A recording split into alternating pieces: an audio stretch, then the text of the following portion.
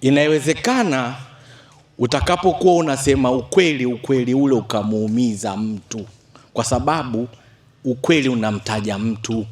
Mwizi akikamatwa anaiba, huwa anaomba asipigwe licha ya kuwa amefanyaje, na huwa hakubali. Mwizi yule ukikaa naye vibaya anaweza akakuzuru. Kitendo cha kukuzuru kwa mwizi hakimaanishi alikuwa na haki. Tunaelewana? Mwizi amekuja kukuibia kwenye nyumba yako, ukamuona anaiba, hana haki ya kukupiga wewe na kukuua kwa sababu umemuona na kuibia mali yako, na wewe huna haki ya kupiga kelele. Ni kweli hiyo? Ni kweli?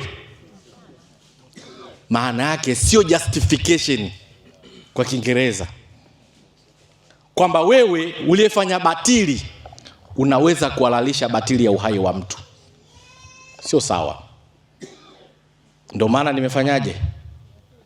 Ili jeshi la polisi lifanye kazi yake. Hakuna mtu ambaye ana haki ya kutoa uhai wa mtu mwenzie.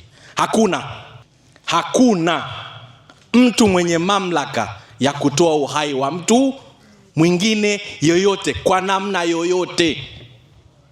Hauwezi ukakaa kwenye batili, ukafanya vitu batili, ukajialilishia kwa ubatili wako kwamba unaweza kutoa uhai kwa mtu anayesema ukweli.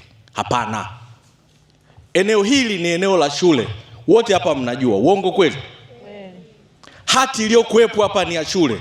Hati inatolewa kwa mujibu wa nini? Yeyote aliyekuwa juu ya hati ile amekaa kinini? Kibatili, kwa sababu hati ni ya nini? Ya shule. Huwezi kujihalalishia kwa sababu mwenyekiti alikupa eneo la shule alafu wewe una haki ya kukaa kwenye eneo la shule. Hakuna hiyo. Alafu unakwenda kutoa uhai wa mtu kwa sababu yule mtu anasema ukweli, alafu unajiona una haki. Hakuna. Ni vizuri wenzetu wa jeshi la polisi mkatafakari, mkaenda kuchukua hatua zinazostahili. Mgogoro huu wa hapa uko mpaka mahakamani. Watu wameenda, wameshinda kesi, wameenda wamefungua tena kesi, mnakuja mnatoa uhai, afu bado unajisifia.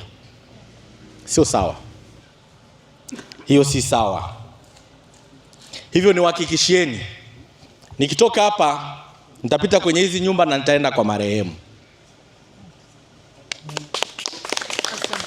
Ila wote waliofanya hichi kitendo, mmoja atakamatwa, ataenda mbele ya sheria. Mmoja lazima akamatwe na apelekwe kwenye vyombo vya sheria. Nimemwagiza kamanda RPC, nimemwambia OCD, lazima